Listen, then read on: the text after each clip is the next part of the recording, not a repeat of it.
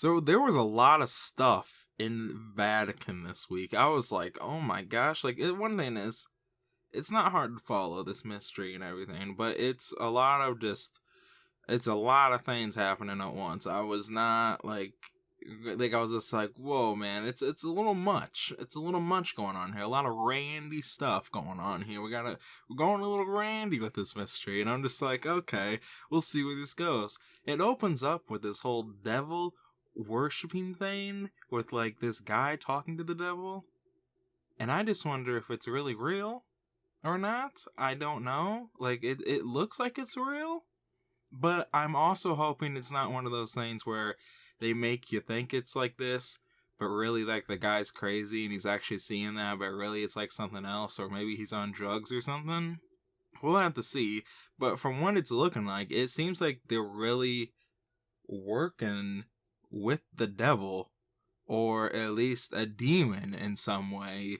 So, and I mean, it's even more adamant that it's the devil, because the guy has a 666 on his chest, and I'm just like, if that don't tell you that he is the devil, then I don't know what does. But we'll have to see where that goes. I don't know where that's gonna go, but also we learn about the statue this episode. It's just like, the statue has condensation, which then we learn that it's from the killer who was using the statue as a weapon, and then he makes it all cold because he washes off the blood, and then and then that allows the heat from the candles to have condensation on the statue, so then it looks like the statue's crying.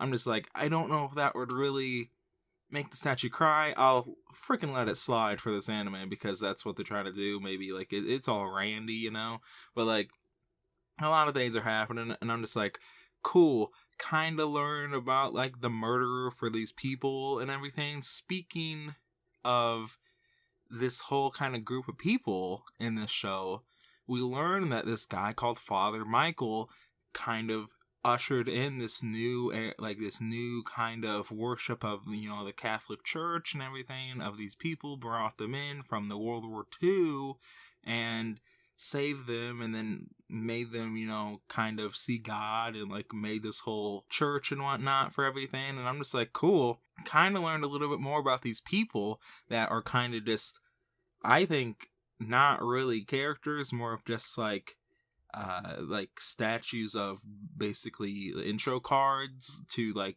further the plot along, but it works in ways. I'm not really like mad about characters not really being characters in this show if they're going to focus so much on the mystery this way, because it is a problem, but also like I feel the mystery helps like the show tremendously. It definitely like keeps you engaged the whole time, this mystery, because they're adding so much stuff in, and like they also add in like, don't go in Father Michael's room, and I'm just like, oh, so there's going to be something in Father Michael's room that somebody's hiding, and I think that's going to be Father Joseph, who we learn at the end of this episode, which I'll be getting into. I'm wondering if the kids are the one that are the devil worshippers. I mean, it's clearly like the kids play those devil games, which I'm just like, why would they do that if they're for the church?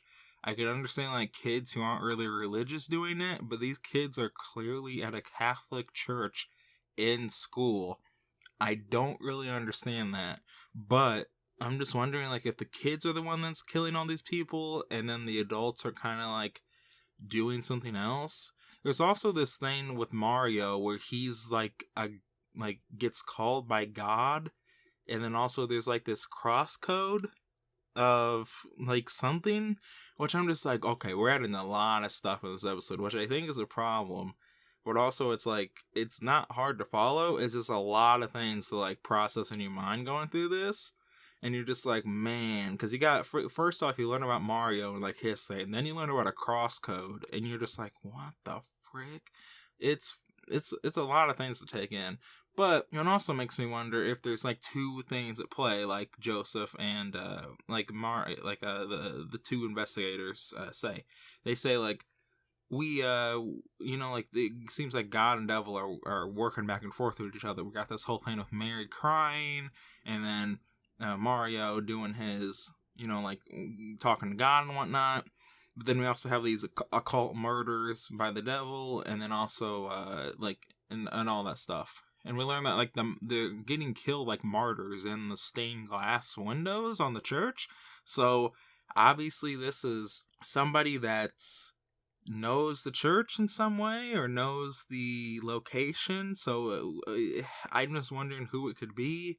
And also, I feel like it needs to be the devil to make it like a good reveal by the end here, because I'm just wondering how this is all going to tie in and make it a good reveal, because none of these characters, and it's one thing of, again, none of these characters actually matter to the point of if there was a reveal, I don't think I would be like, oh snap, it was that guy, and I'd be like, oh, that guy that like got a title card like 2 freaking episodes ago. Like I don't like like I don't know, like it just doesn't feel right to me. But we get to see at the end of this episode Father Joseph, who the 2 examinators thought were the suspicious guy. He was kind of the one that's kind of saying that God is the one punching them, God's the one that's doing all this or something like that, and they thought that he's maybe trying to pull shade on them, like saying like, you know, trying to make them think that God's doing all this while he's actually the one doing everything.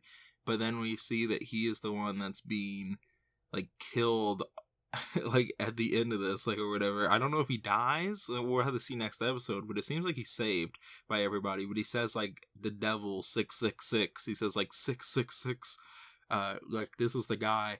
And I'm just like, okay, like like we'll have to see what happens next week. And there's also something about the baby in all this, because that's why they're here, because of the baby. And I was wondering if they're actually going to call back to that, because this episode I was like, okay, there's a lot of things happening with this mystery, but the one thing is you came here because of the baby, and maybe there's something out there that's like playing with you, and maybe it's all I mean, obviously it's probably all connected to this baby thing, but I was wondering if they were going to touch on that, and they did. Definitely the examiner says like we're here because of the baby and the whole glory and rich thing on the paper, because we got to get the other half.